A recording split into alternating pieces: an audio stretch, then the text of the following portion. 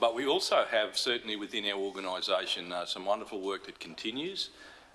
As you can all appreciate, the start of this year, certainly in southeast Queensland and certainly the northern part of New South Wales, experienced some incredibly torrential rainfall. We are not necessarily used to that here, but we certainly see the impacts of the flooding that comes with some of those events. It doesn't seem to matter that our contemporary, our responding and responsive services and emergency services are.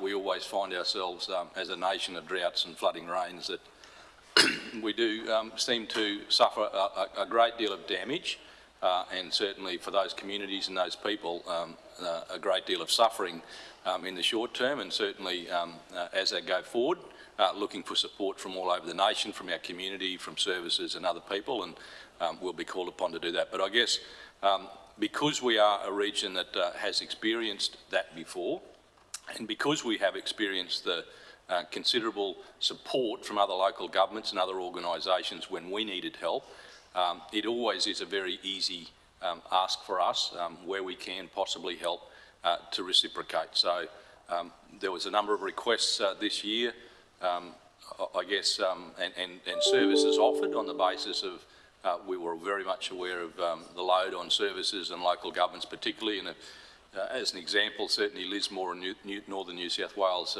almost 2/3 of their council vehicles were completely inundated and lost practically in that flood. So I might just hand over to our manager of general manager of infrastructure, because these four gentlemen that are coming in here, they're a little bit shy. Come on in, gentlemen. Yeah, move on in.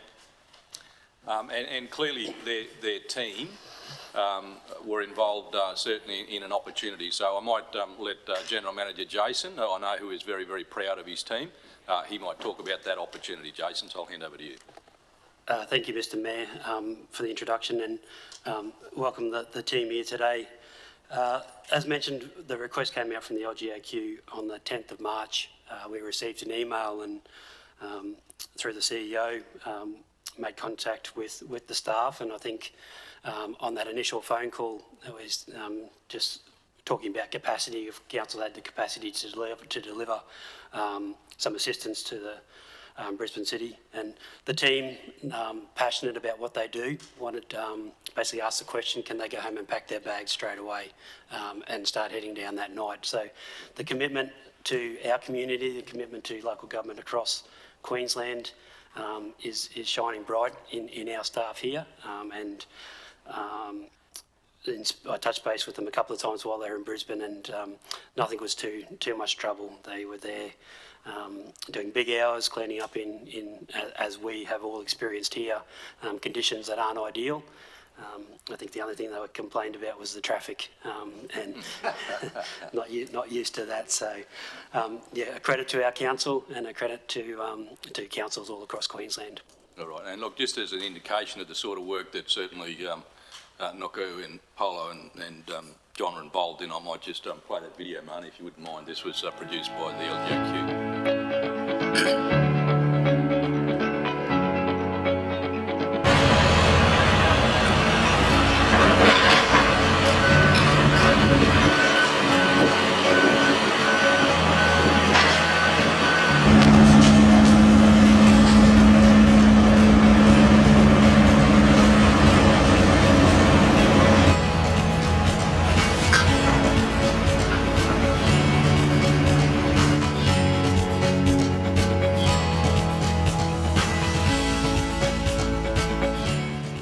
We're possibly going to be here for a couple of weeks, so hopefully that'll help these guys out in what is a bit of a tragic time for a lot of people here. So yeah, just making it nice for people to start using the park again and make them feel safe and make it pretty again for the community. I just want to come give them a hand. Maybe another day they'll come and give us a hand.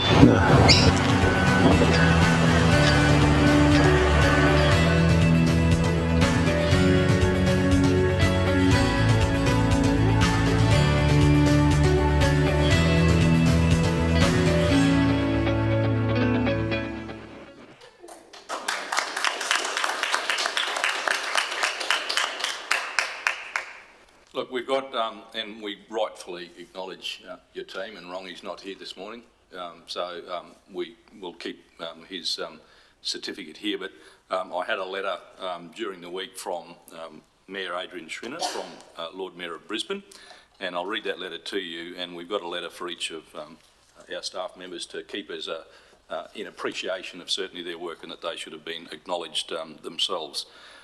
The Mayor writes, on behalf of the Brisbane City Council, I thank you for allowing staff from the Central Highlands Regional Council to assist Brisbane in the recovery of our recent flood event. From the 25th to the 27th of February, Brisbane received 80% of the rainfall it would normally receive in an entire year. This led to widespread flooding across the city, impacting residents, businesses and our own public infrastructure. 4 of your staff members, specifically Paola, Naku, John and Rongy, hit the ground running on Monday, the 14th of March, and continued through to the 25th. They are involved in a number of tasks, including bridge cleaning, debris removal, and helping clean our parks. Your council staff has assisted us greatly in our recovery, and I am forever grateful for your support during this time. If the time ever comes the Central Highlands Regional Council needs support, I'd only be too happy to return the favour. Yours sincerely, Adrian Schrinner, Lord Mayor of Brisbane. So, thank you, man.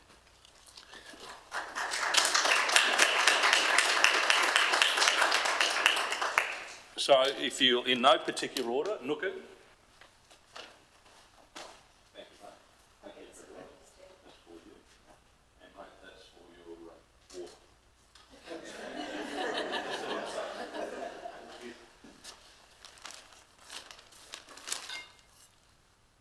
Leave that for Rongy.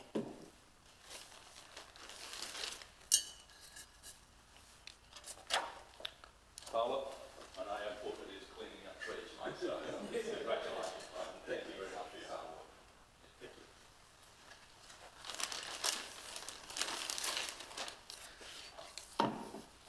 And the new star of our video is John Langtree. Congratulations, mate. Thank you very much for all the work you've done. Thank you very much. Yeah, appreciate it.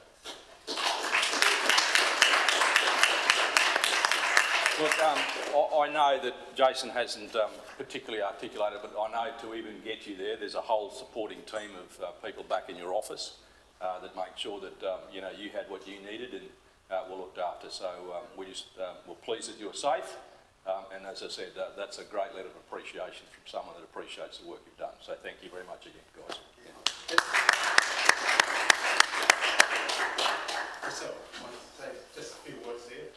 Just like to thank you for council, our manager, support team that given us the opportunity to go out there recently. I appreciate that help that Jason, Tyrone, Nikki, two ladies with the two.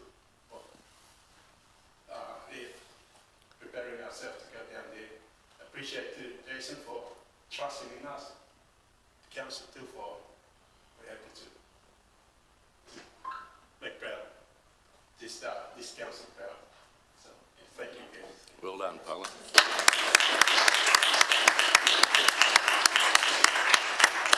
Now, you're okay, yeah. Right.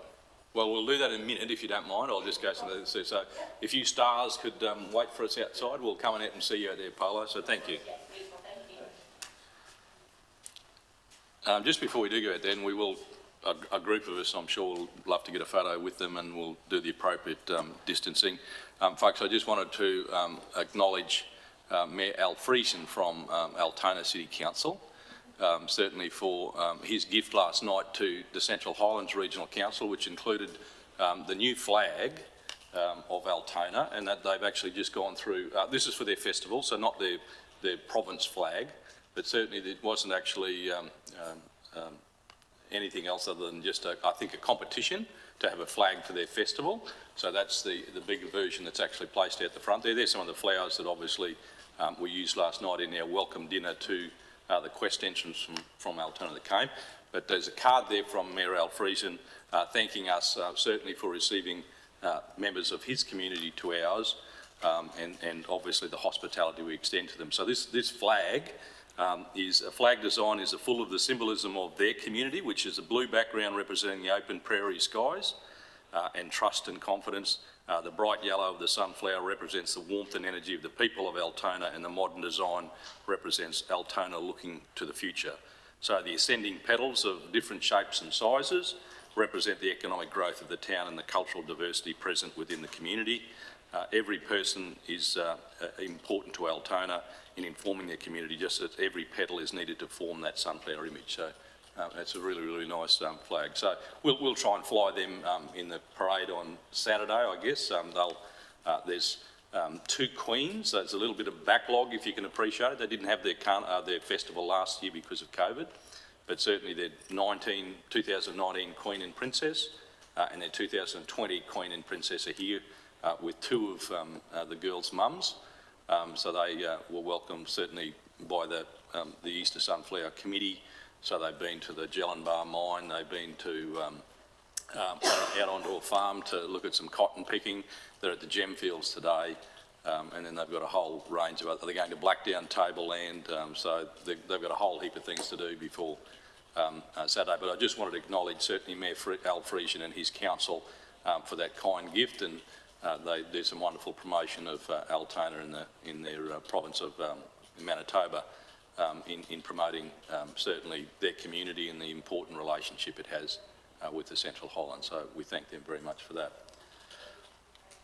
Now, just look, if you can indulge us just a little bit, councillors, we might go out there and others, and we might just get this photograph, and then we'll come back in and we'll resume our agenda, if that's all right, Marnie. So our live streamers will just have to wait just a moment. So thanks, Joseph. All right, councillors, we'll get this photograph. I'll just adjourn the meeting, if that's all right. Yep. We haven't actually opened it, so.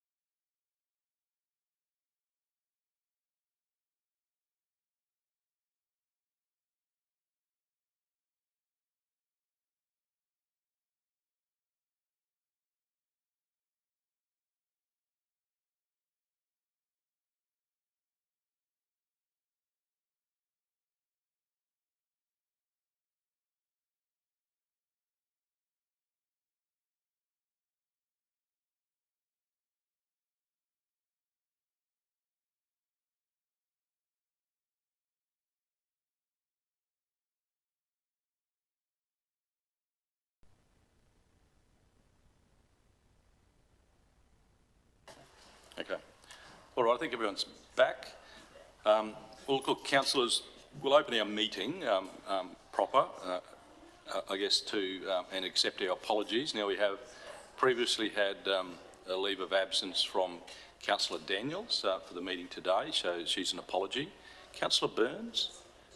Here's an apology as well, Mr. He's an apology as well. I think he applied for his leave of absence. So would someone like to move that we accept the apologies of Councillor Burns and Councillor Daniels? Moved by Councillor Curtis, seconded Councillor Carpenter. All in favour? Against? Thank you, councillors. Carried. On that basis, is there any other leave of absence required going forward? All good. Thank you very much, councillors. We acknowledge the traditional owners of the land on which we meet here today. It's particularly important at this time of the year that we reflect on lots of good things, but we pay our respects to the elders past, present, emerging in their continuing association with the lands of the Central Highlands. Jasuk, thank you very much for your indulgence. It's an exciting place to be here. There's always something happening, but it really, really is important, particularly at this very special and holy time of the year, that we have certainly the opportunity to be led in prayer.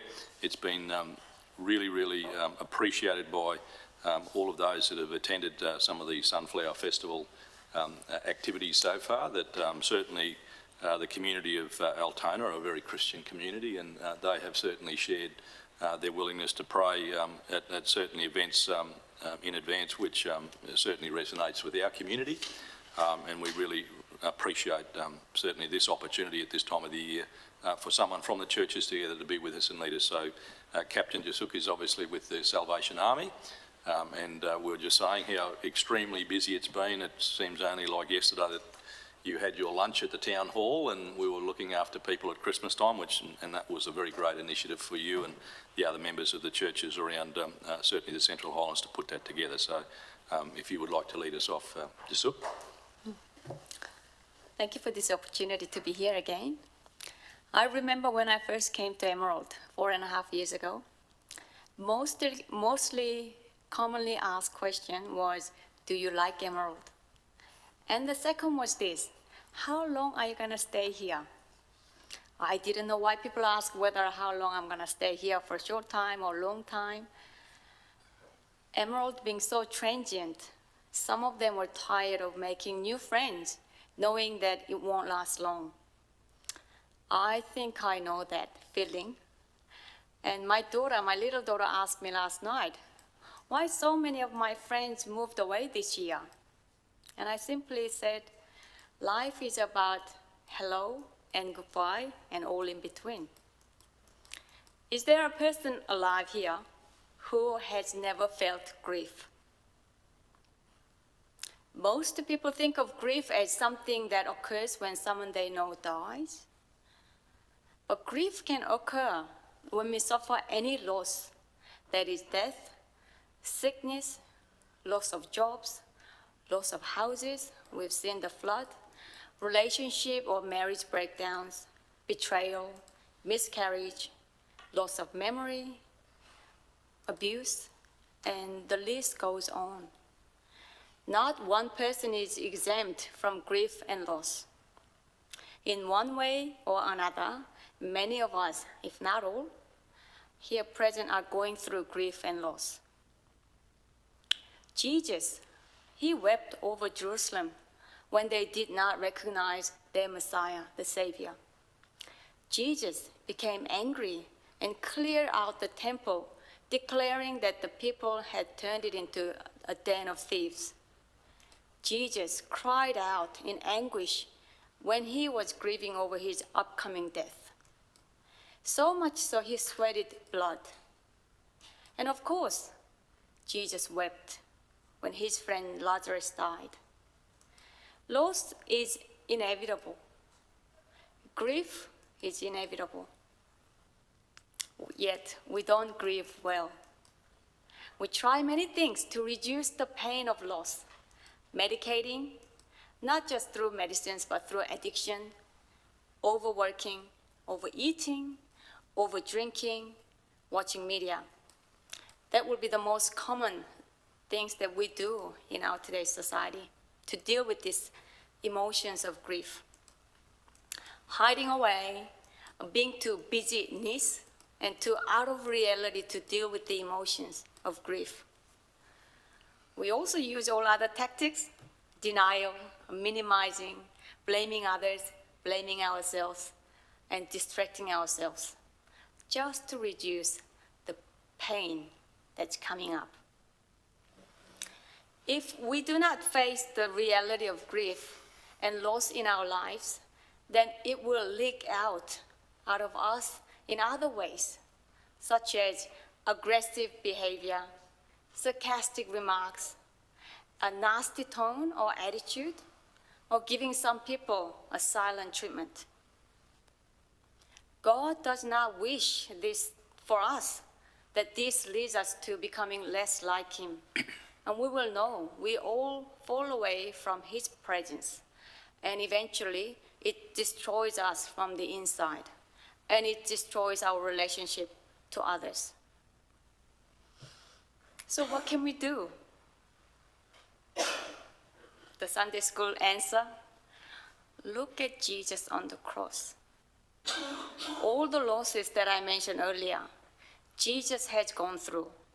The loss of friends, family, his fame, his life, everything, and the loss of his Father's presence.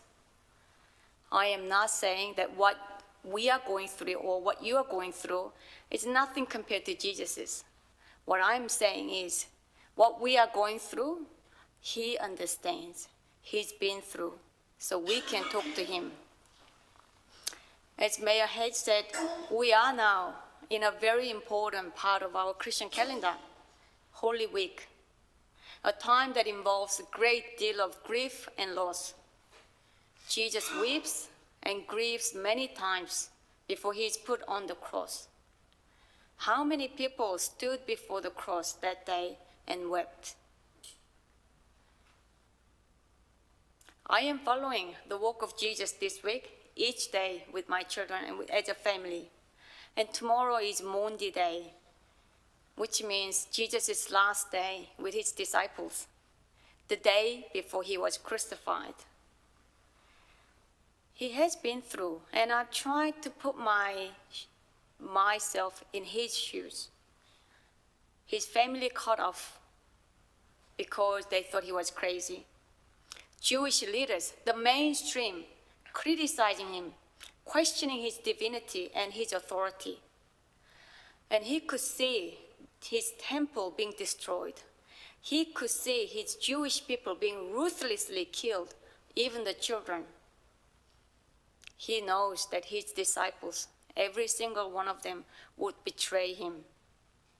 And all of the disciples will soon abandon him. He would be spat on, whipped, mocked, and naked, and he would be completely alone. He did it because that was the only way for us to be reconciled with our Father. He did it because that was his Father's will. And he did it for his love for you and me. During this time of Holy Week, let us contemplate Jesus on the cross. Just before he was at the Gethsemane, he asked his disciples, his best friends, "The sorrow in my heart is so great that it almost crushes me.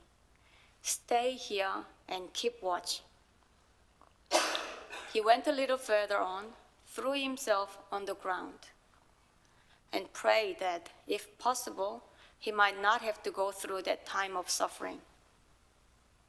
But he prayed, "Father, my Father, all things are possible for you. Take this cup of suffering away from me. Yet not I want, but what you want." Let us pray. Dear God, many of us have spent so much of our life running from pain and loss, medicating the pain and quickly moving on to another next project, the new urgent demand. Lord, I ask for the grace to embrace all of life, the joys and the sorrows, the death and the birth, the old and the new. Give us courage to face the pain and loss and see something new birthed out of the old. As you went through death, you rose from the dead. We give you all the agendas, ideas, and thoughts that we have here that will impact lives in Central Highlands and beyond. We pray that your will be done.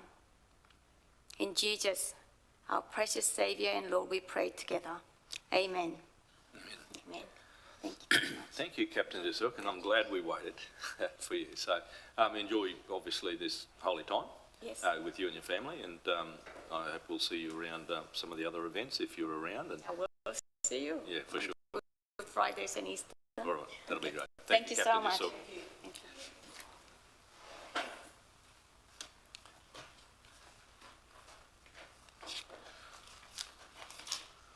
All right, councillors, to our agenda, and just a little bit of housekeeping, I guess. We have lunch provided today, so we will get to our lunch break, and we will break for morning tea at some point.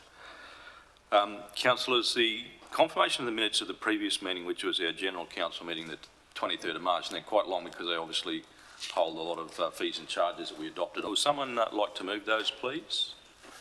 Moved by Councillor Moriarty, seconded Councillor Carpenter. We'll just, before we take our vote on that, we'll actually just run through those. Is there anything in those, councillors, you don't think is a fair and accurate record of that discussion and decision making? As I said, it does extend quite a few pages based on the minuted fees and charges that we adopted on that day. Happy with those? Well, councillors, it's been moved and seconded. All in favour? Against? Thank you, councillors. Carried. Any business arising out of those? This opportunity is accorded to us. A lot of the meeting actions are actually captured in the review of the outstanding meeting actions, and I'm pleased to see that that still stays relatively close to obviously the dates that we actually move and second some of these things. So, councillors, is there any thing in those meeting actions updates there that you wanted to raise? It's all good. Thank you. Councillors, the reminder and the opportunity and the invitation obviously is to extend it to provide anything else in an upcoming agenda item. We refer to that section in our policy in relation to bringing those forward, so you're aware of those. Councillors, conflicts of interest. And I certainly did note there's a whole pile of clubs that obviously benefited from grants today, and I respectfully suggest that I know some councillors. So, Councillor Cypher. Sorry, Manny, I apologise. I didn't email this through to you. I forgot yesterday. Just want to declare a conflict of interest in 12.1.2 community grants. Number 21, Bohinia Polocross, the kitchen upgrade. I supported the club in writing that application. However, I am not a member or have any association with that club whatsoever. In fact, I've never even seen a polocross game in my life, which I will have to rectify this year. So I just would ask council to consider that that I can remain in the room and participate in the process. Thank you. Thanks, Councillor Cypher. Any others? All good. And bearing in mind that as Councillor Cypher appropriately made the declaration, those decisions have been made. We're actually ratifying those, and she has indicated certainly her relationship. So, councillors, I think in that relation to that matter, does any councillor have a reason why that Councillor Cypher wouldn't stay in the room? All right, we need to move and second that, please. So if someone can move moved by Councillor Carpenter, second Councillor Brimblecombe, that Councillor Cypher will stay in the room to participate in that decision. Thank you. All in favour? Against? You're in. Beautiful. Thank you, Councillor Cypher. All right, no other declarations, councillors, and as I said, the invitation and the expectation is at any time there's a conversation that you don't feel comfortable with, just make the declaration at the time. Recording it is appropriate and we'll capture everything there. CEO, there's no petitions? No, Mayor. No? I'm sure there's other things you're doing though. Councillors, we get to the decision action reports for today's agenda. The first one comes under General Manager John's community section, and that is in relation to proposed planning scheme amendments. There are some people from John's team here. Kirsten Byrne is here, Kate Oles is here, I'll hand over to John and you can introduce this. And I do apologise to the team yesterday. We didn't get the opportunity to reflect on this a little early, but I do thank you, and I think Council thanks you for the detail that you provide in respect of this and the ongoing updates we've had all through this. So I appreciate it. Thank you, John. Thanks, Mr Mayor. Good morning, councillors. I'll hand straight over to the team. As the Mayor said, there has been many updates on this previously, and we're getting to the pointy end of the process. So I'll hand over to Kate and to Kirsten to present the report. Thank you, ladies. Thank you, John. Through you, Mr Mayor. So super exciting day for the region, and particularly the planning team who've been working tirelessly for the past couple of years bringing this amendment to fruition. So this is the final step for Council to send the package back to the state government to allow the amendment to be adopted and then obviously enforced throughout new applications that are received. I'd like to personally thank Project Lead Kate Isles and Coordinator Helen McClark-Grice, who's in the gallery today, just for their work and tireless efforts in bringing this today. So I'll hand over to Kate to talk through the detail of the report and answer any questions. Thank you, Kirsten. Through you, Mr Mayor. Council's today marks another milestone in Council's floodplain management program. This major amendment to our planning scheme is an important tool that Council does and can use to support the management of our catchments, with a focus on ensuring reduced risk to people and property through controlling new development. This amendment process follows the State Minister's guidelines and rules, and today marks one of the final steps, which is to seek the Minister's approval to adopt. This amendment has been different and purposely so. The potential impact of our communities by flooding is known, and like we've seen across the southeast, northern New South Wales and more recently in Western Downs, the chances of major floods occurring is likely to increase in the future, and we need to be prepared. Our coverage of quality flood data is extensive, and the amendment to the planning scheme will see the incorporation of the latest flood model outputs appropriately reflected in our planning scheme.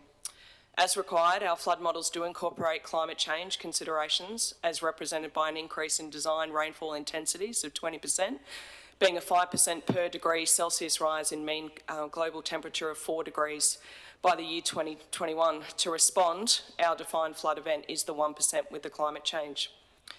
A critical component of any of our amendment process is the consultation with our community and relevant stakeholders. This consultation program that has been adopted for this amendment has been significant, and it has been beyond that expected from any amendment process. Despite being faced with a global pandemic, the program delivered a diverse array of methods, from online interactions through to face-to-face at our regional roadshow and Meet the Planner sessions.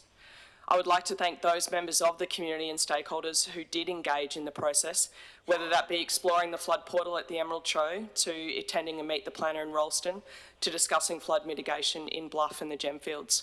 Each conversation is vital, and building our awareness of the potential impact of flooding with our communities will remain critical as we continue on this floodplain management journey.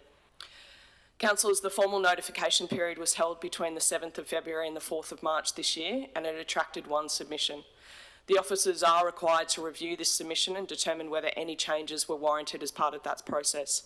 On this occasion, it is considered that the amendment has appropriately dealt with the issues raised, which were extensions to existing industrial buildings and also to any filling in the floodplain. A response to the submitter has been prepared and will be provided to that submitter following progression of the amendment to the Minister. All of the consultation has been documented in that community consultation report, which is a key requirement from the state, demonstrating that appropriate engagement has been undertaken, and that report is attached to this report today. The consultation report will be required to be published online for any member and the general public to view. The amendment as proposed to progress today is the same version that was taken to the notification in February. In this regard, we are very hopeful of a streamlined approval process that will enable the Minister to provide approval free of any conditions so that Council can adopt and commence the amendment. This is required in a timely manner so that we can replace any temporary local planning instrument on flood hazard that may be in place at the time. Councillors, lastly, I would like to acknowledge many across the organisation who have greatly assisted in delivering this body of work. It really does take a team effort. To Jason's team, in particular, the likes of Kim and at the time, Bill, Glenn and Keith and their various consultant teams for the crucial flood studies and the flood mitigation work that they do that supports and guides this land use planning process. From connected communities, Suzanne, Kat, Georgia, Annette, who literally do connect us directly to the communities on the road, to our customer service team, too many to name, but also responsive and helpful in getting the word out and assisting with the various venues. To our public relations team, Cara, Kayla and Rach, fantastic help in getting our message out there and the events and ensuring that all of the various channels were utilised. And of course to our own team, John, Kirsten, Helen, Sarah and Beck. Councillors, this has been a very big undertaking of work, and we'd also like to thank you for your support and guidance throughout this lengthy journey. We know that the focused improvement on our floodplain management is core to life in Central Highlands and has been a passion and a commitment of yours for many, many years, and today marks another commitment to that process. Mr Mayor, councillors, thank you, and happy to take any questions, and we commend the report to you. Thank you, Kate. And I think, ironically, in acknowledging the work of certainly our team in assisting in, and certainly those flood events, most recently in southern Queensland and northern New South Wales, it clearly goes, and certainly those of us that have been through this, and we are one of those local governments, that there is and should be an appropriate level of sympathy and empathy about making sure we help people, certainly at the time of these incidents. But clearly the learning and the work is what we have in front of us today. This local government has never ever stopped, led in many cases in 2008 and 2010 in making sure that they were actually learning the lessons and actually applying, I suppose, those tools for the future that would make us not necessarily impervious to the same sorts of events, but make us a lot more prepared. And certainly in terms of our community and education and an awareness of certainly how we live with the environment we have. The important thing is, though, is that when we've all moved on, councillors, officers and everyone, that there is principles and structure that actually provides a guide for the next lot of our community to be able to manage well. And I can certainly commend, certainly, and endorse what Kate and Kirsten has been doing, and in thanking all those teams. I know at the end of the day, it sounds very much like in finality in terms of this particular aspect of it, but I think for our communities, this never ends. Our diligence is required all the time on the sorts of things we can do to ameliorate and be resilient, and obviously things like our flux and all those sorts of things will continue. So there's never an end to this. So I guess certainly in our minds an awareness of the disasters that can happen, but our pragmatism should be driving us towards making sure we provide the sorts of guidelines that we have to keep our people safe in the future. So I know that this is not to save all of the world, Kate and Kirsten, but certainly these are important documents. They can look very dry, and that's a bad pun, but the reality is they are very important, obviously, to our future in this region, at the Gemfields, at Bluff, at all those places where, as small or as large as we are, these sorts of events have a huge impact on why we want to live in the Central Highlands. So I thank you very much for that. And I know sometimes there's not a lot of awards that go around for doing this stuff, but it is greatly appreciated. So thank you very much. Councillors, over to you. Councillor Moriarty. Thank you very much, Mr Mayor, and thank you to the planning team and everyone for doing this project. You would be disappointed if I didn't go straight to it, but I just wanted to say congratulations on your community consultation. Not only the rigour that you went through, the professionalism in the communications, the look and feel, the presentation, but also in the engagement techniques that you've used as well. It's been deep and rich and wide, so I thank you, and this report is it is first class. And I just wanted to say that I'd love to see this put forward for IAP2 or I forgot now, the planning, is it IPA? Peer, that's it. Peer awards as well, because I think that this will, this is really stunning. The thing that I wanted to specifically note was on page 301 of our agenda, which is page 12 of the community consultation report. I just wanted to note there where, and this is why what I keep going on about, I guess. I just wanted to say congratulations that while I know it's a requirement to use the department's community engagement toolkit for planning. I know that you guys, as you quite rightly said, you went over and above that. So I just wanted to say congratulations, and I just wanted to point out that there are tools and toolkits out there to do engagement, which internally we have got staff that have been trained in that and do know that, and I just hope that council sees this as yes, we can do it and duplicate this right across what council does.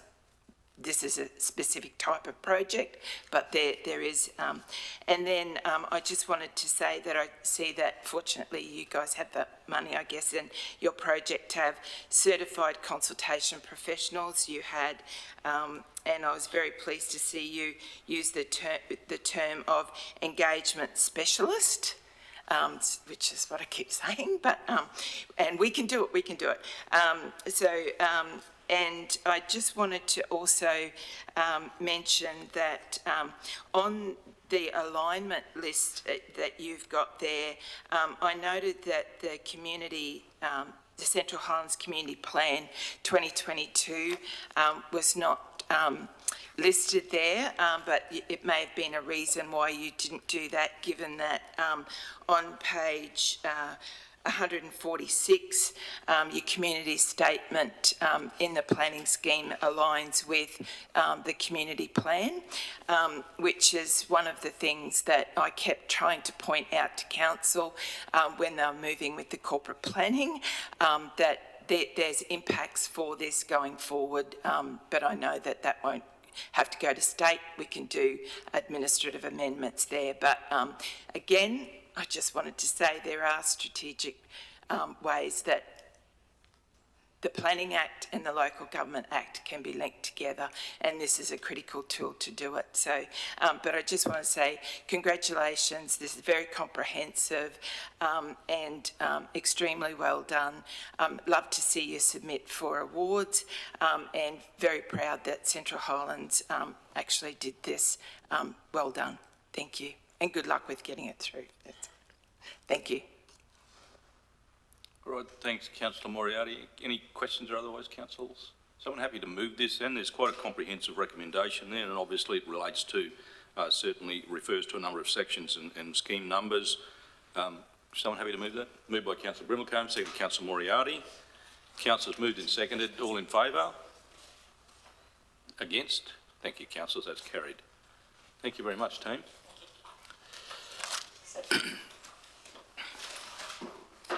So Polo wasn't clearing any trees in your street, was he, Kate? No. Okay, no, just checking.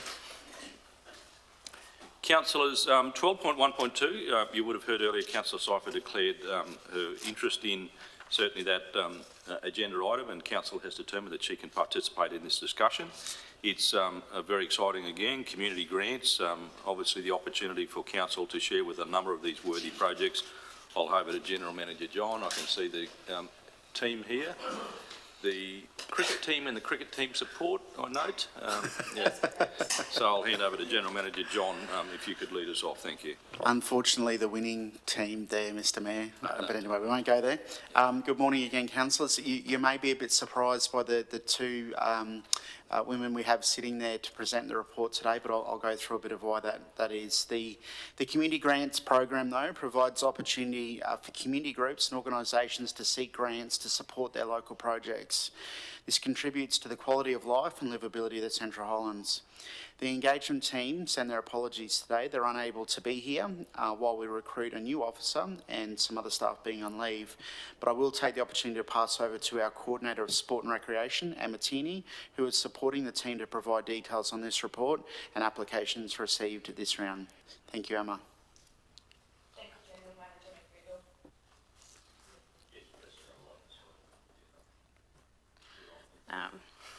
Thank you, General Manager McDougall. Through the Chair, the Community Grants Program offers the community the opportunity to apply for grants in 3 categories. The first is the Community Assistance category, which is for organisations with a community focus. The main objective is to provide a community benefit outside of sport and recreation activities. The funding is up to $5,000. The second is the Sport and Recreation Assistance.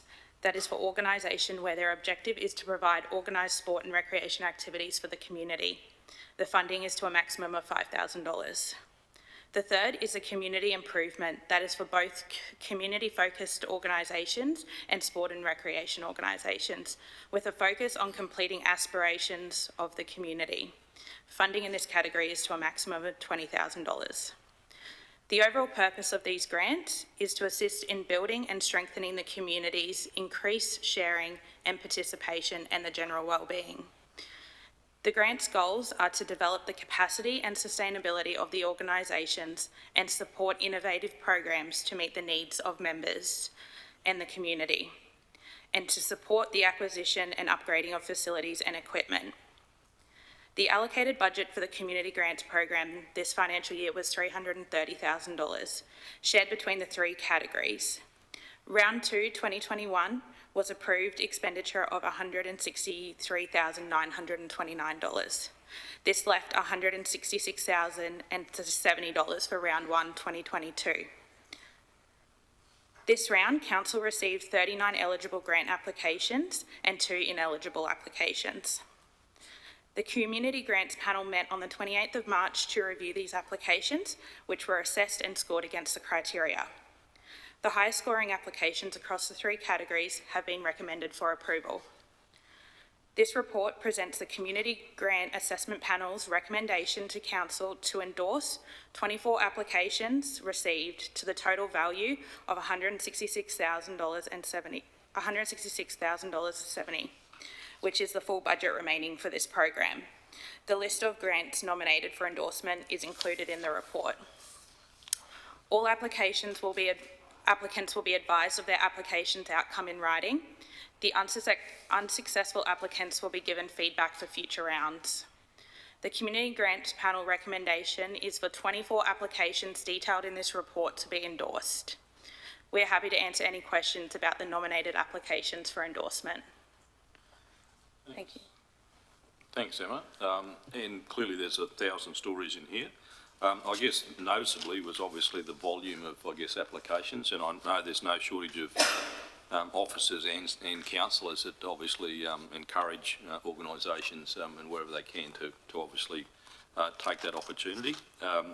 Councillors, over to you. There's some interesting successes in there, and clearly the feedback to those other organisations is just as important. So, Councillor Moriarty, sorry. Yeah. Thank you very much, Mr Mayor. Once again, it was a privilege, along with Councillor Burns and other community members, to be part of the Community Grants Panel. I see the community grants, all community grants that Council offer, as very important community development initiatives of Council. So I just wanted to say it was a bit stunning that we had so many applications this time, but I think that COVID might have meant that people spent a lot of time thinking, and then all of a sudden, woohoo, we can go ahead and put our applications in. So there are quite a few.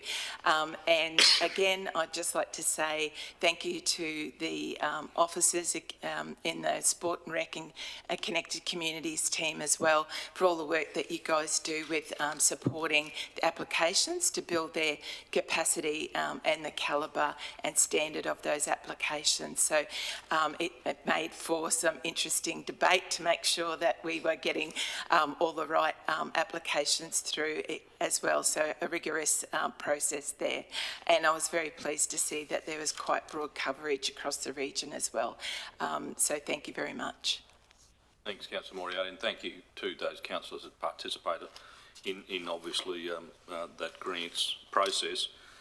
As you say, I'm not sure just how to respond to certainly the number of people, and I know Councillor Moriarty, you just said perhaps COVID's got everyone thinking, but clearly I think organisations more broadly are always looking to, I guess, provide better facilities, better services, and it is getting, I guess, a little bit harder with less and less people, I guess, sometimes volunteering or being part of those organisations. So it is, as you rightly point out, very important that we continue to offer this, and certainly, as you've commented on as well, the level of professionalism in the presentation has obviously and clearly improved, and it makes it very easy, I guess, for the panel then to make those appropriate selections. So, councillors, there's quite a columnised list of those that received, I guess you'd say, some grants.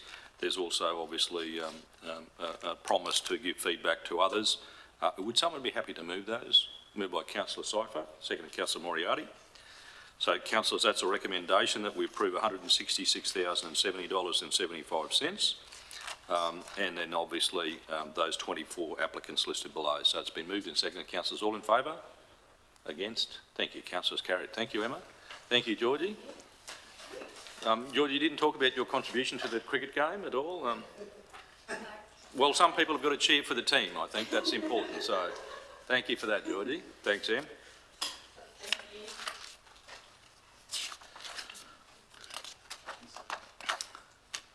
All right, councillors, from giving money away to trying to get some of it back, councillors, 12.2.1 is our budget review 3, and that comes under our General Manager of Corporate Services, Margaret Gatt, and I know Vicky's in the room on her own down here, so sufficiently distanced. So, Margaret, if you could lead us into this agenda item, please. Thank you, Mayor Hayes. Good morning, councillors. This report brings to you the proposed budget review 3. As per Council's budget policy Section 170 of the Local Government Regulation, Council can amend the budget by resolution. So our budget policy requires that a conservative approach is taken for budget reviews due to the possibility of unavoidable expenditures arising or revenue targets not being met later in the financial year. When proposing an increase in operating expenditure, managers, the whole management team are required to initially identify opportunities for savings within their own operational areas before looking to the wider organisation to fund shortfalls. Conversely, submissions for reductions in revenue must be considered when compensating reductions in expenditure where operationally practical. It is also a requirement that managers consider the reprioritisation of adopted projects and the capacity to ensure delivery of the works within the financial year for all submissions requesting increases to the capital program. So as part of the BR3 process, business units have provided detailed submissions for all requested amendments to the approved position. These submissions have resulted in the operating surplus being revised downwards to $233,000 and the capital works program revised upwards to approximately $65 million. I'll finish now and hand over to our Manager Finance, Vicky. She can take us through the detail of the report. Thanks, Vicky. Thank you, Mark.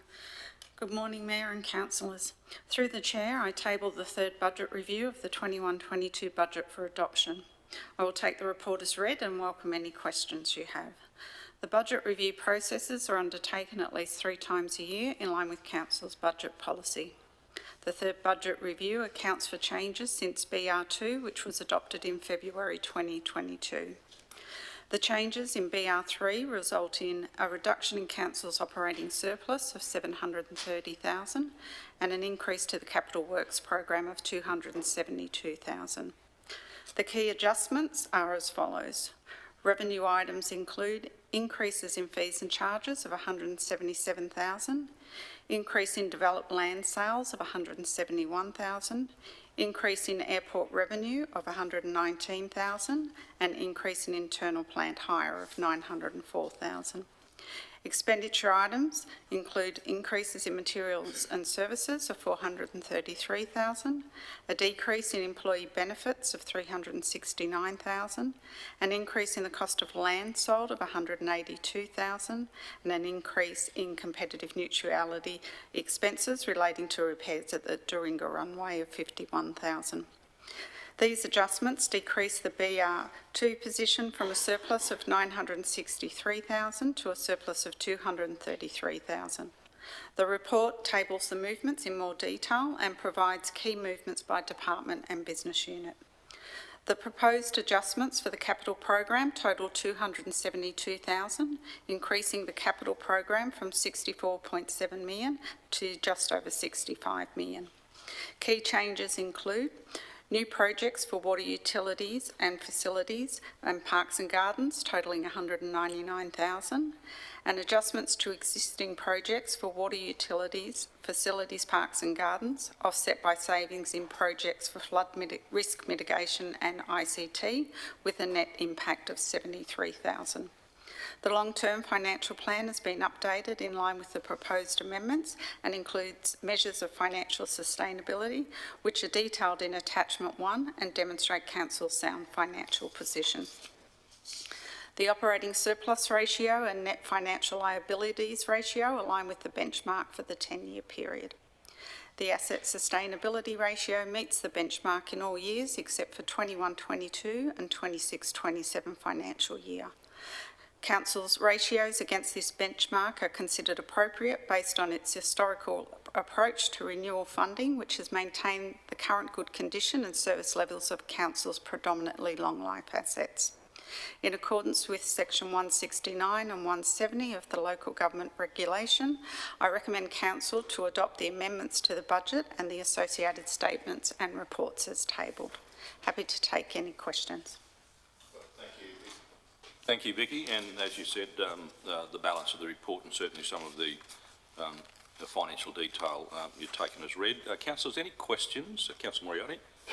Thank you very much, Manager.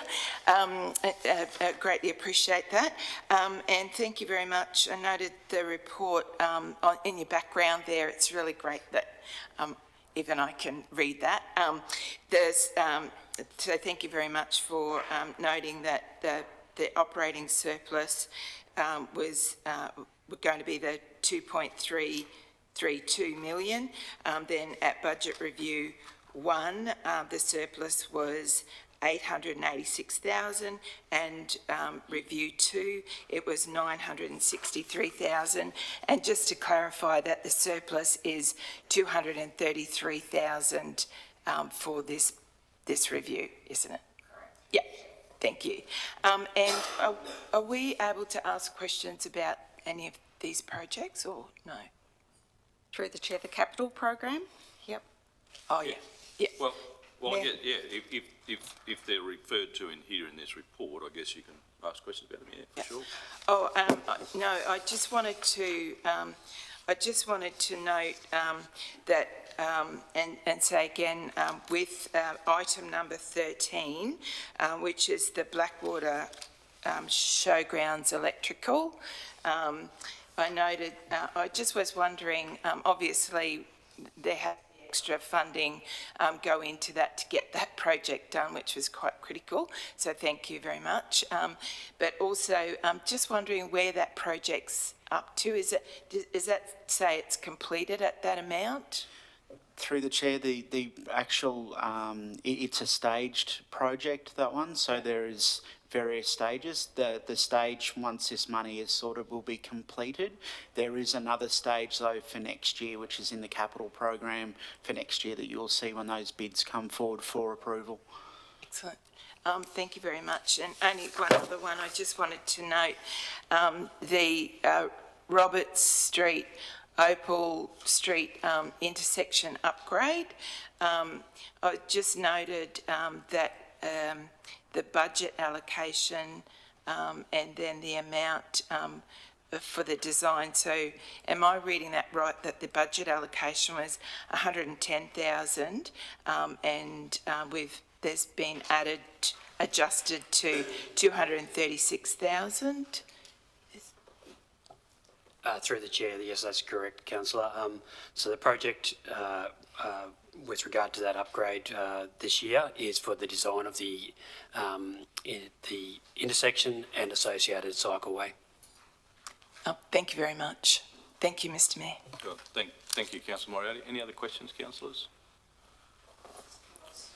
All right, under Budget Review 3, so as our General Manager pointed out, certainly as per Section 170, we can obviously do these reviews at least 3 times a year or 4 times a year.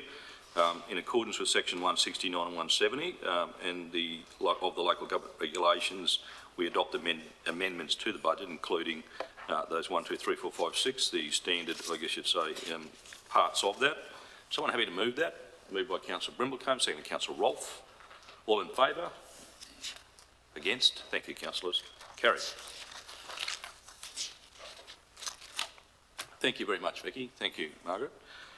Councillors, the draft Central Highlands Regional Council Corporate Plan, there are several authors to obviously this report, and certainly has been in its creation. Am I asking the CEO to lead this report, or? Oh. I'm not saying, oh, because yes, you were in the room, Maggie. Please have a seat, Maggie.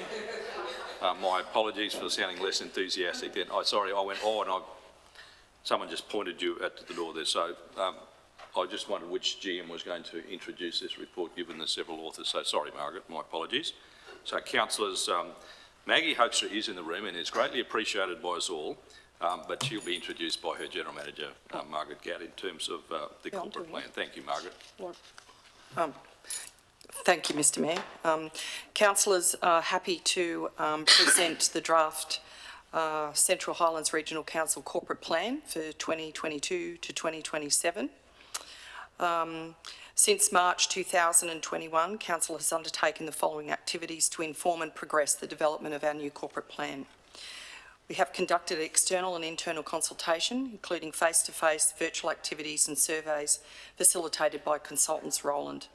Extensive engagement through workshops and group sessions with councillors, Council's executive leadership team and management team, facilitated by Helen Skippen from Prominence Consulting. As a result of the feedback obtained through the consultation, workshops and group sessions, the draft corporate plan has been developed. A final version of the corporate plan was presented at the Strategic and Briefing Forum on the 22nd of March, seeking final feedback from councillors. Councillors' feedback was incorporated into a further draft of the corporate plan that was also distributed to councillors on the 25th of March. Following the councillors' feedback and a final review and proofread of the draft plan, a final draft corporate plan is presented at attachment 1. The draft corporate plan includes a plan on a page, which provides a simple visual representation of how the corporate plan's key strategies and themes align with Council's 7 long-term destination goals. Councillors' approval is sought to release the draft corporate plan for public exhibition on the 13th of April for a 4-week period until the 13th of May. And I'll just hand over to Maggie, and I'm sorry, Maggie, if I've taken some of your tabling of the report, but Maggie can take the next phase of the, or the next stage of the report in the discussion area. Thanks, Maggie.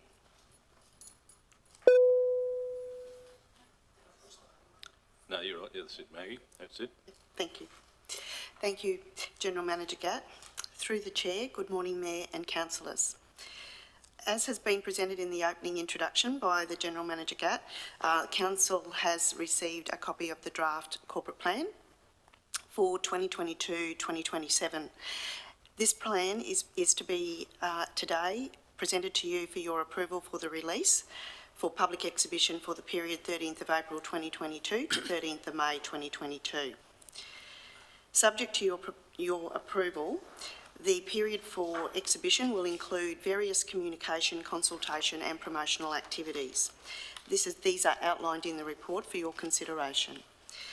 These activities are aimed at promoting the plan and encouraging our community groups, residents, key stakeholders, as well as our council staff to provide feedback on the plan and to let us know if the draft plan reflects the aspirations that they have for their community. The opportunity to provide feedback will be through completing Council's Have Your Say survey, either online or through paper copies of the survey that will be made available at council offices, libraries and transaction centres. To provide an indication of what the survey will contain and what it will look like, I'd like to propose that the survey will contain 4 simple questions. It will ask, first of all, for the respondent to advise their locality, and this will assist us to identify where the respondents are across our region in responding to the questions. The second question will ask for a rating of the importance of the 7 destination goals. So we'll use a scale of 5 rating options, from strongly agree to strongly disagree. This will allow us to see if the 7 goals that we've provided and presented in the plan actually align with the respondents' aspirations, as I've mentioned, for the community, and receive feedback against those 7 goals. We will ask, what do you like about the corporate plan? Is there anything in the corporate plan particularly that they like? They may indicate there are some things that they would like to see differently or otherwise presented in a different way.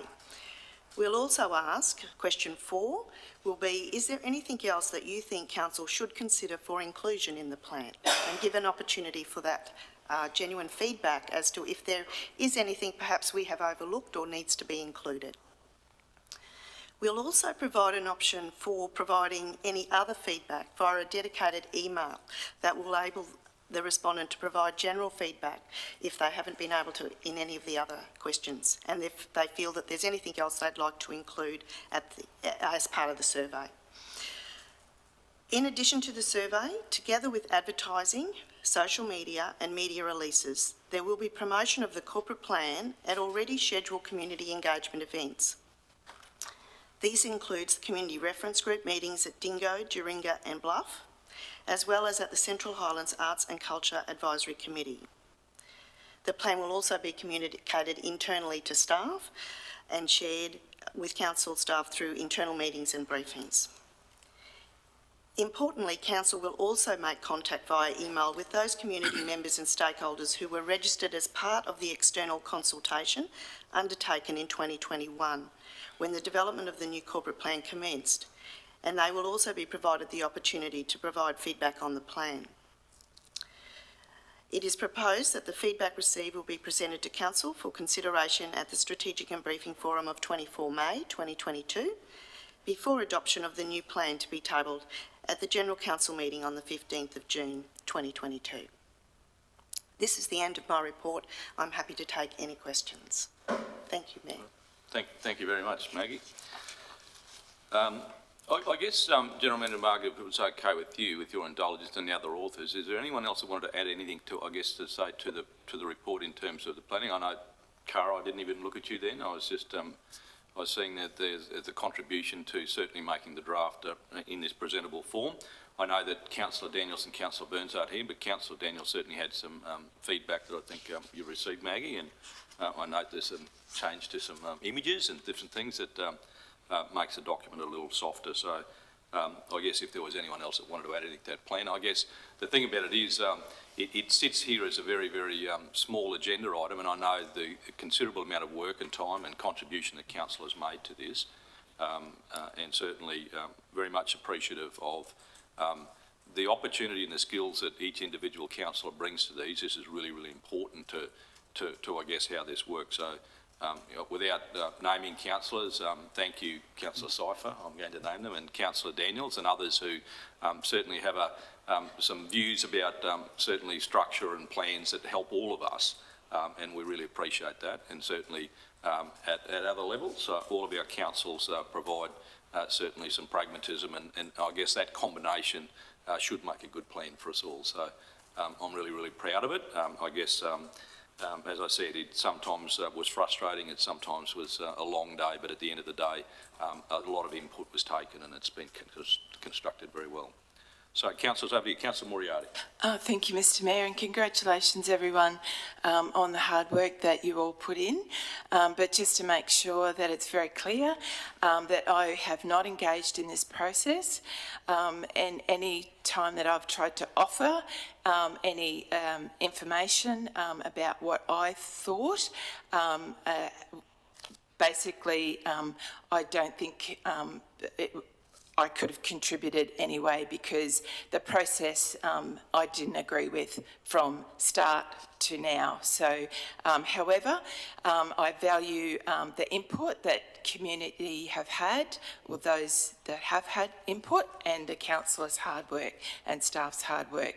But I just want to make it very, very clear that I'm not supporting the corporate plan, but once it's adopted, obviously I'll go with what people, the plan that's put forward. But just to make it clear that I am not supporting it because of the process that was followed. Thank you. And I think it is important that whilst it is an important document to council, it's important to remember that the very pretext of any of this, these are decisions that we make, and while you certainly don't want to contribute to it, or haven't contributed to it, or felt that you haven't been able to, Councillor Moriarty, councillors have, and with the blessing of their community have done that job, which is what they're asked to do. So obviously the vast majority of our council clearly is supportive of this. So I am sorry that you didn't get the opportunity, or didn't feel that the opportunity was there, but certainly those councillors that did participate, I do thank you all again for actually doing the job that you're asked to do. So, Councillor Sypher. Thank you. I was always very apprehensive about this process, particularly when it had to be done via Teams, but I'm always happy to admit when I'm wrong. I thought it was a fantastic process. I thought it went well, which truly surprised me. And I'd also like to add congratulations to our CEO, because she stepped into this role and had to take this on board immediately. And I feel that your guidance and calmness actually contributed greatly to the success of this. And I'm actually very proud to have been part of this process. And I think it was a combination of two different models that I think have actually rolled well together. And sure, there were some tense times at times, but I think as a team, I thought it worked well. And congratulations to everyone, and I'm very proud to be associated with it. Thanks, Councillor Sypher. And I do, when I say I don't obviously haven't extended my thanks to all of our council team, I was speaking about our boardroom here, but clearly this is a partnership between the general managers that sit around us and our CEO and the organisation, and certainly the words to that effect have been reflected in my comments at the start of it, that you know, this is the kind of the real symphony that is hopefully people see in local government, where you know, the board and our team and our organisation do work together to make sure that what we have here is something we really use, and as Councillor Sypher just says so very eloquently, that proud of and want to make work and use as a really important tool for what we do. So you know, it's I guess there's never going to be enough words in terms of this document, and it'll sit very much like it is, but our great hope would be that obviously it's a vibrant document that means a lot to a lot of people, so let's hope that keeps happening. Councillor Moriarty. Thank you, Mr Mayor. I just wanted to note, just on page 446 of the agenda, there's reference there, it's this third dot point from the bottom, promotion of community events, meetings, including customer reference groups, I think. Yeah, I just thought I'd pick that one up. But there was one good thing I thought that came out of my words and actions, was that at least that we've got community visioning and continue to have, which is another name for community planning, but that's great. That's there, so I feel satisfied. Thank you. Sorry, so Councillor Moriarty, 446, so what are we picking up? Is it a typo? It's just a typo. Yeah, God bless. Oh, sorry, it's just you've got a typo. it. Yeah, okay, yeah. No, that's fine. I was just looking at the page, so no, thank you for that. Thank you. All right.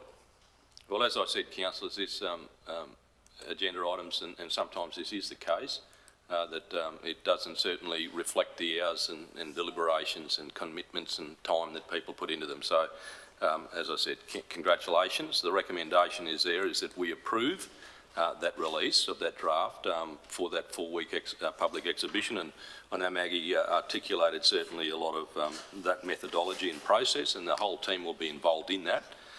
And then obviously the various communication consultation and promotional activities that are planned to go with that. So with the greatest respect, probably having the documents the easy part. The next part is obviously sharing it with people and getting our feedback. So thank you for that. So that recommendation is there. Someone happy to move it? Councillor Rolfe, second Councillor Brimblecombe. All in favour? Against? Councillor Moriarty, do you want to record your vote? Please, yeah. Thank you. Carried. Councillors, I'm just looking at the agenda. Would it be appropriate if, I think we might have a break now, 10:15, and we might come back in half an hour at 1:45. Is that okay? So we'll adjourn the meeting, 10:15 for morning tea, and then we'll come back at 11:15. Thank you.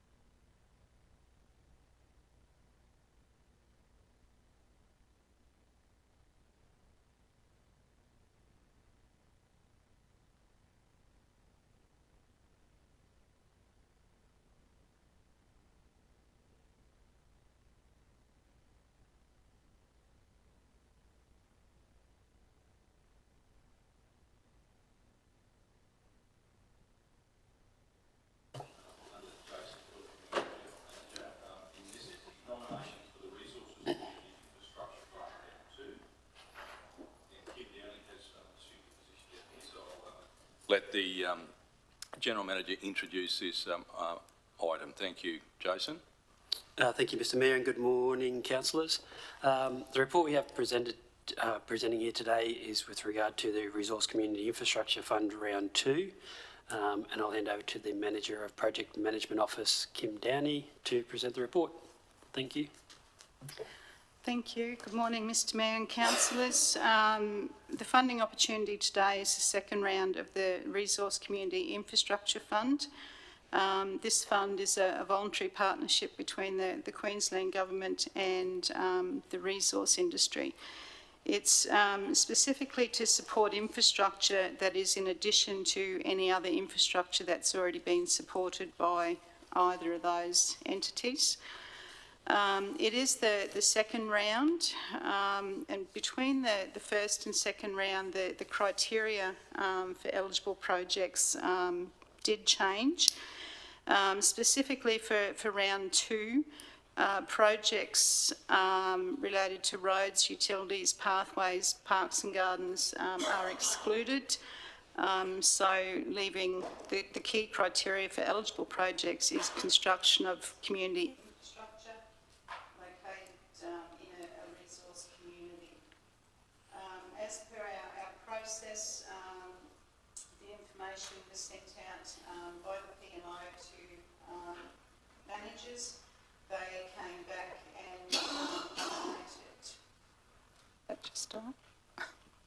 and nominated 3 projects. We took those 3 projects and combined them with the projects that were eligible under round 1 and put them through the multi-criteria analysis. And it's worth noting that of the projects proposed in round 1, 1 was successful, and of the remaining ones under the new criteria, only 1 other project was eligible under the new round. The outcome of the MCA for all of those projects is included as an attachment. The SPGG then gave consideration to the projects most likely to be successful based on the outcome of the previous round. Proposed projects, as per the resolution, is Springshire Aquatic Centre renewal upgrade and the Blackwater Community Centre. Any questions? Okay, thank you, Kim. Councillors, we had a good long discussion about certainly the process and the progress of, I guess you'd say, those projects that fit the criteria, but certainly more importantly, I think the process within our structure to make sure that we have a qualification that we're comfortable and confident with to make sure we get the right projects, I guess, the right opportunity for this funding, yes, in a lot of discussion. So, councillors, is there anything else that anyone wanted to add to these today? Yes. So, Councillor, Councillor, sorry. Thank you. I certainly respect the discussion we had yesterday, but just one quick question. For the smaller projects under $1 million, are they 100% funded? Because just looking at this, the Blackwater Community Centre, which is $407,000 project value, and there's no council contribution, it's saying it's 100%. So does that mean that everything under $1 million doesn't have to have a council contribution? The guidelines actually allow for up to 100% funding. So we've put that one through as 100%. The Aquatic Centre renewal, in line with previous applications for large amounts, we're hoping that by council making some sort of contribution, it will be more successful. Oh, thank you. So Okay. So even the big ones could have been, yes, yeah, but less likely. Yeah. Yep. Okay. Now that was interesting. The 100%. Thank you. So in terms of feedback, and that is a really good question. I mean, I guess how do they assess that? Is that just at our discretion, or is it something that, yeah? It is through the chair, it is our discretion, and look, that was one of the things that I certainly looked at for successful projects last time. If you had a look through that list, there was a mix, but there was certainly quite a few that had some sort of contribution as well. So history probably says it just might aid. It might be that 1% needed to get a project over the line.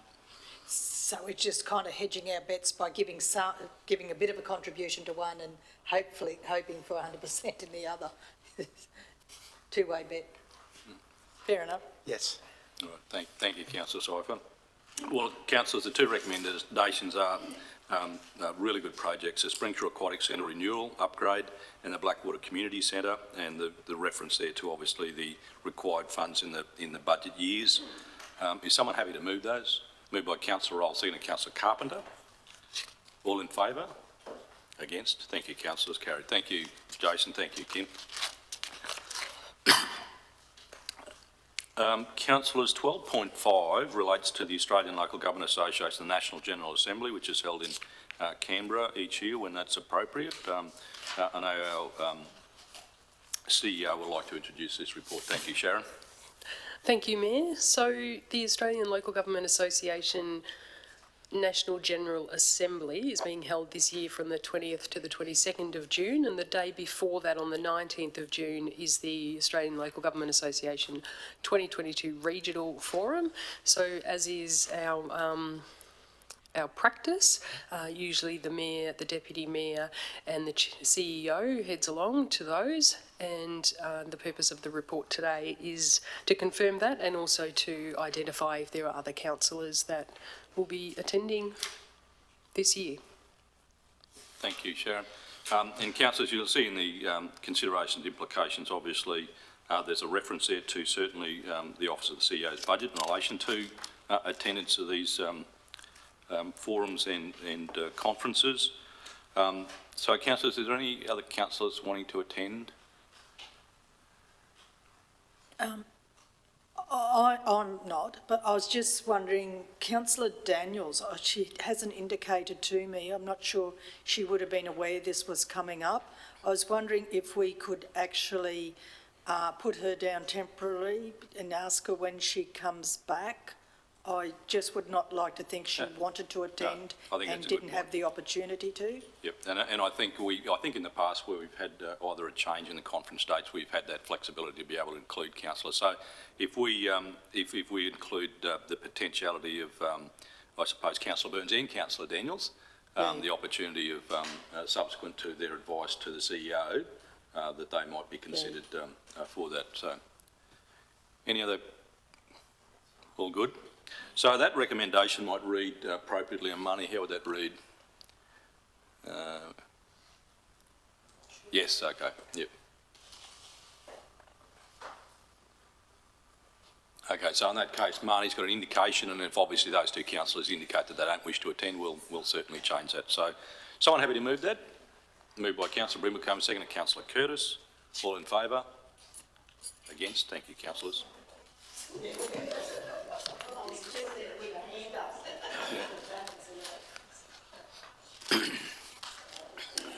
Councillors, we get to 14.2, which comes under corporate services again. So these are the records of proceedings, certainly the ICT, or the Information and Communication Technology Steering Committee. I'll let Margaret introduce Clinton, who's joined us in the chambers again this morning. So thank you, Margaret. Thank you, Mayor Hayes. Councillors, presenting the record of proceedings for the Information Communication Technology Steering Committee. So this committee exists to provide high-level strategic oversight of our ICT portfolio, including governance, strategy and operations. The primary role of the committee is to ensure that our ICT investments are continually aligned to the corporate priorities of Council. This committee meets monthly and will provide periodic, sorry, that's an error. It's now reverted to quarterly, it's no longer monthly, and will provide periodic updates to Council relating to the delivery of our ICT strategic plan and major ICT investments. Hand over to our Manager ICT, Clinton, to take us through the body of the report. Thanks, Clinton. Through the Chair, thank you, General Manager Gatt, and good morning, Mayor and Councillors. I'll take the detailed minutes attached to the report as read, and I'll talk through the key decision and outcomes from the meeting on the 28th of February. The first is the remote camp connectivity pilot was closed and deemed successful in achieving its objectives, with further rollout of that technology now being managed operationally. A draft CCTV master plan was presented with the proposed roadmap and direction supported by the committee. 6 future business projects were presented to the committee for decision. I'll talk through at a high level the decision outcomes for those 6 initiatives. The first of those was e-portals, in which a business case was endorsed by the committee for the delivery of online services utilising the One Council platform. The committee provided a recommendation that the timeline for that project be delayed by 3 months, in which that will see that project kick off in the 22-23 financial year. Next was the Next Gen Procurement Hub, in which the committee endorsed a proposal for Next Gen Procurement Hub to proceed through to planning and delivery, which will see a procurement hub ecosystem delivered to support the end-to-end procurement activities for council. A booking system initiative was put forward, in which the committee endorsed this initiative to move forward to explore an online booking system for council's facilities and open spaces, in which that will move into a concept and planning stage and come back forward to the committee in the future. Next was Canva, in which the committee endorsed a proposal for brand management tool Canva to proceed to planning, procurement and delivery. Second last was My Community Directory, in which the committee endorsed a proposal to proceed to planning, procurement and delivery, which will see the replacement of the existing community directory on council's website. And lastly was an initiative for Smarty Grants, in which the committee endorsed a proposal for this platform to proceed to planning, procurement and delivery, which will improve the application process for council's community grants program. That's the end of what I've got to detail today, and happy to take any questions. Thanks, Clinton. Councillors, questions for Clinton? Councillor Moriarty. Thank you very much. Thank you very much, Clinton. This is a great initiative, by the way. I just wanted to ask a couple of questions, if that's all right. In reference on page, well, it's reference to your dot points there, but on page 506 of the agenda, which is page 5 of the minutes. In reference to the community directory, I noted there, is that, I'm just trying to get my head there. So the community directory, My Community Directory, so that basically is that $13,000, is that an annual subscription, so that on council's website it clicks into their website, or how does that work? Yeah, for the clubs and... Yeah, through the chair. So yes, to answer the first question there, the $13,000 is a per annum investment, so it's a subscription service to a, I guess, for lack of a better word, a software package called My Community Directory. At present, we currently just have council web pages that have information, and they're maintained by internal council officers. This platform will look to, it will be embedded within council's website, so they still visit it and they'll still see essentially a web page, but in behind it is the My Community Directory platform, and it provides avenues for sporting clubs and community groups to actually lodge and maintain information relating to their clubs directly on that platform. Oh, awesome. Yeah, that's a great facility to be able to have online. And would there be an opportunity with the My Community Directory then, like, to actually print out like some of those lists as well? If the clubs are going in and putting all their information up, like if needed, you could use that database at all? Through the chair, I'll take that question on notice and confirm with the community's business area, and we'll factor that into the delivery of that project. Yeah. And my other question was about the Canva. So that's interesting. I do remember using it once. I couldn't use it because I'm a bit hopeless with that stuff, but it looked really good. So that would be a tool that officers could use anywhere across the organisation, and then it fits into branding for documents, or? Through the chair, that's exactly right. So awesome. we would look at obviously broadening so at the moment a lot of that goes through the PR, the public relations team, but it would allow a number of licenses throughout the organisation that they could develop their own material, and it would allow for what would I say, more consistent use of our branding. So it would all be preloaded within the Canva system, and it would populate whether it's newsletters or information sheets or whatever it may be that, you know, people, individuals that have got that skill set and interest within different areas of the council could develop their own material. So it's a great thing. Yeah, awesome.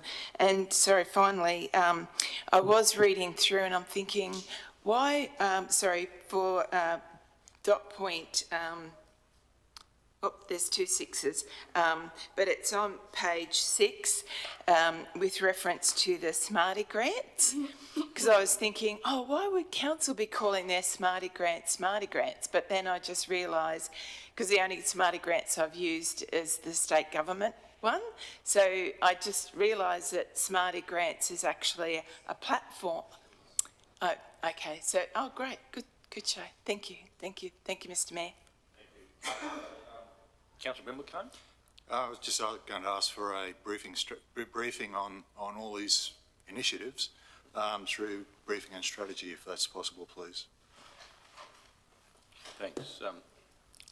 Thanks, Charlie. And you can actually trial the new, I guess you'd say, portal that'll actually allow that to happen. And I think that's a really good point. Because I guess I had a question about the CCTV master plan, and I see there's some directions there, and I think we'd really like to see that. It sits in a number of departments, the need for those things, and I guess seeing it sort of, aggregated here would be good to see that, because certainly from a briefing perspective, it'd be nice to know the role out there. So, yeah. Councillor, Yeah, sorry. Mayor Hayes, Yep. we had intended to do that. We just wanted to take it through the steering committee first. If you recall, councillors, last year we brought a draft policy around how we needed to manage CCTV across our community, with an increasing expectation by various agencies that we have it in various facilities and or open space. We got agreement when we presented that to you last year that we needed to do an audit.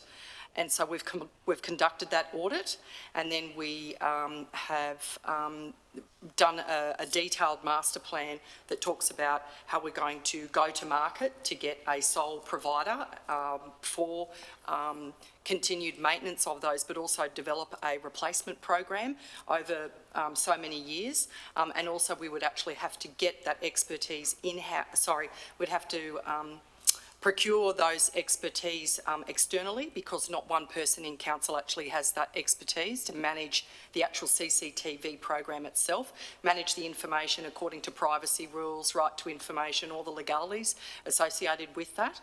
And so corporate services are the lead on this project, and it's sitting under the management of Clinton, but we report through into the ICT steering committee on progress. But that's a long answer, but yes, I'll bring the actual master plan back to council to give you the information.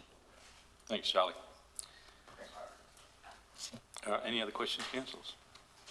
Thank you, Clinton. I guess it's these reports that you bring to us are really starting to be very interesting. Not they weren't before, but obviously there's some really meat starting to get into your committee there. So we'll be able to see, I guess, it through that briefing, some level of detail, which would be great for you to share. I know you guys have got a great team there that bring a lot of interesting stuff, and it's obviously excited council. So thank you, Clinton. It's appreciated very much.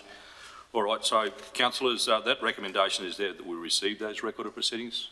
Councillor Moriarty's moved that. Councillor Brimley has seconded it. All in favour?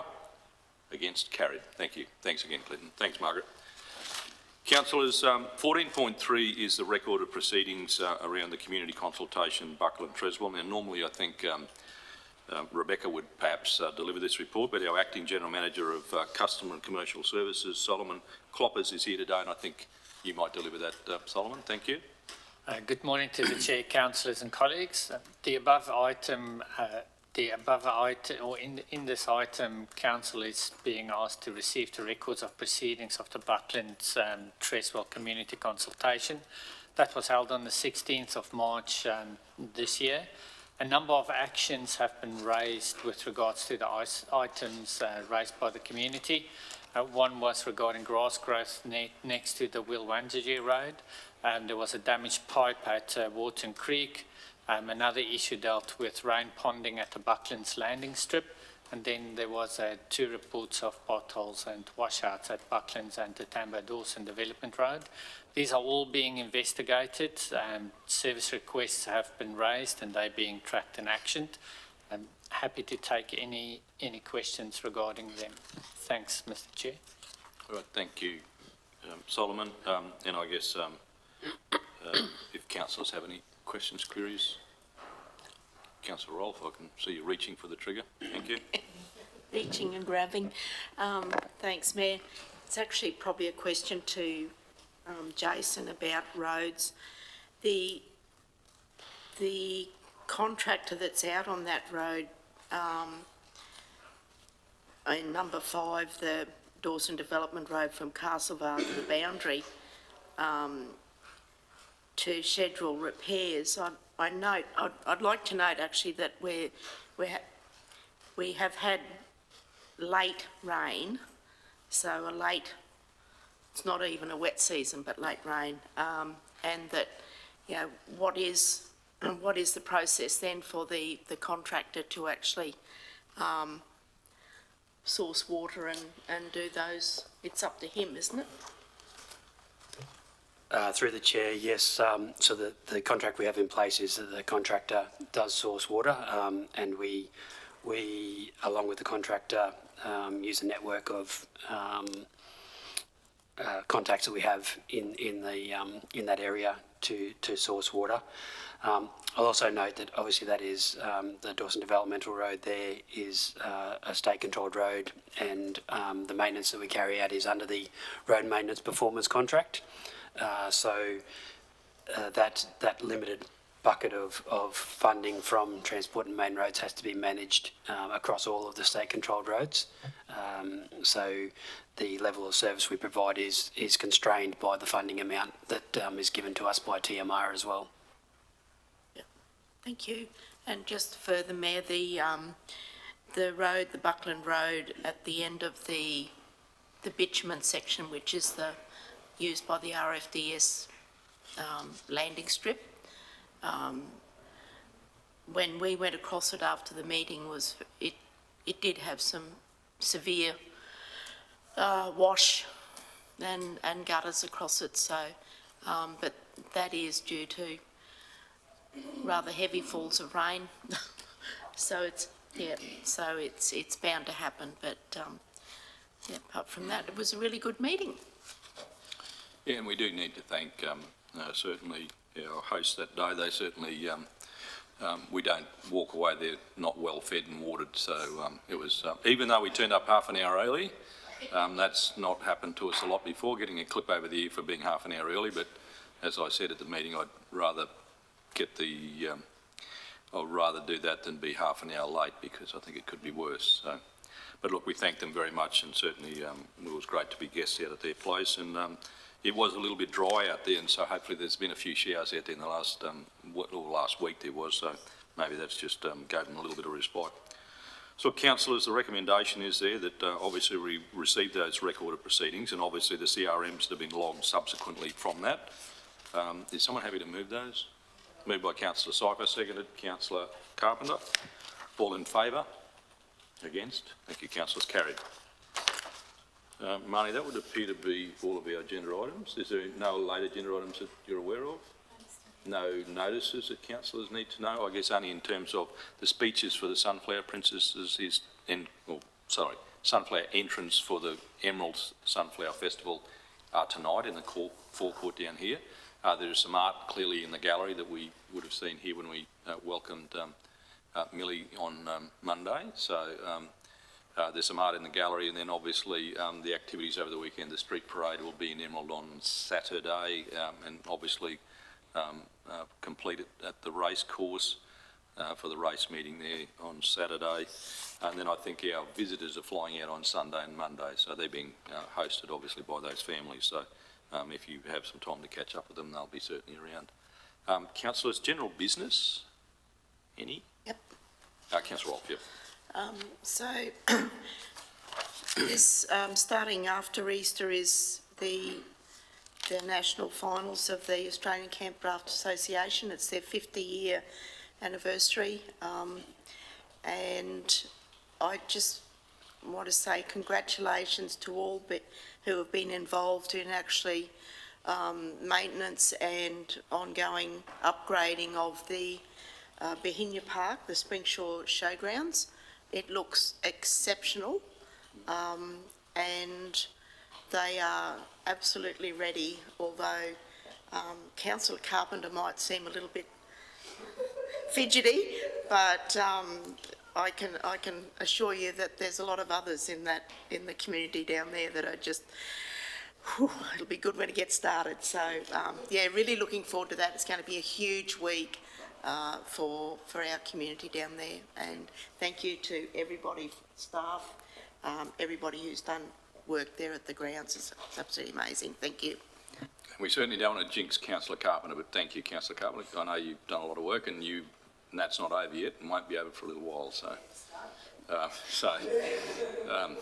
guess in advance, Godspeed to you and good luck, and I hope it goes well. So, and I think someone said during the week as well, acknowledging that the Emerald Karting Club has been granted the new round of the national titles again.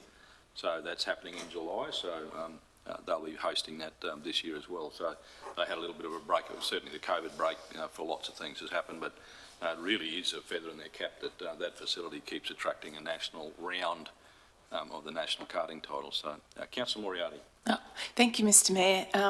I just wanted to mention that we had Ministers Scott Stewart and Glenn Butcher here yesterday, so it was great to have those ministers visiting our council and having some excellent conversations to advocate for our projects in our region.